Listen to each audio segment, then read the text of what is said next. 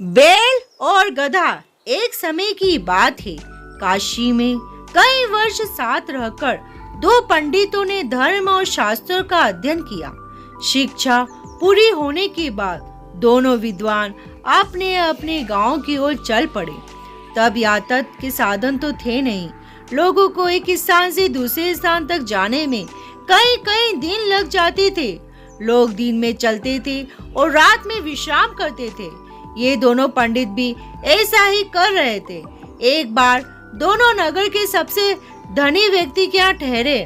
उसने उनके रहने की व्यवस्था की और फिर अपने लोगों से कहा कि दोनों महानुभावों के भोजन का भी बंदोबस्त किया जाए।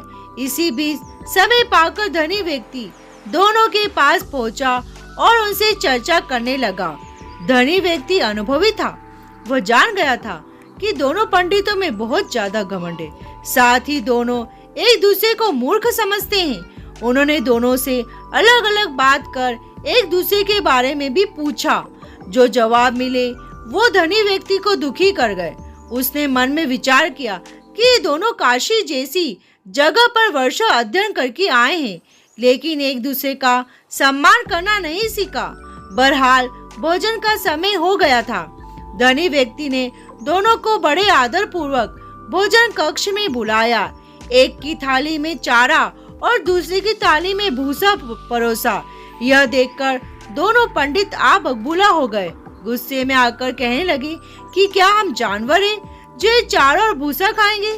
धनी होकर तुम हमारा अपमान कर रहे हो। यह लक्ष्मी द्वारा सरस्वती का अपमान है। इस पर उन्होंने बड़ी ही शांति से जवाब दिया। एक को थाली में चारा और दूसरे को भूसा परोसा गया है। इसमें मेरा कोई कसूर नहीं है। जब मैंने आपसे एक से दूसरे के बारे में पूछा था तो उसने कहा था कि वह बैल है। वही दूसरे से पहले के बारे में पूछा तो उसने कहा कि वह गधा है। आप दोनों ने एक दूसरे को बैल और गधा बताया तो मैंने उसी हिसाब से चारा और भूसा थाली में परोस दिया। इतना सुनते ही दोनों ज्ञानियों की आंखों खुल चुकी थी। उन्हें अपनी गलतियों का एहसास हो गया था। उन्होंने उनसे क्षमा मांगी। एक दूसरे के प्रति ऐसी सोच रखने के लिए खेद भी जताया। सीख, व्यक्ति में कितना भी ज्ञान आ जाए उसे घमंड नहीं करना चाहिए। साथ ही दूसरों के प्रति बुरे भाव नहीं रखने चाहिए।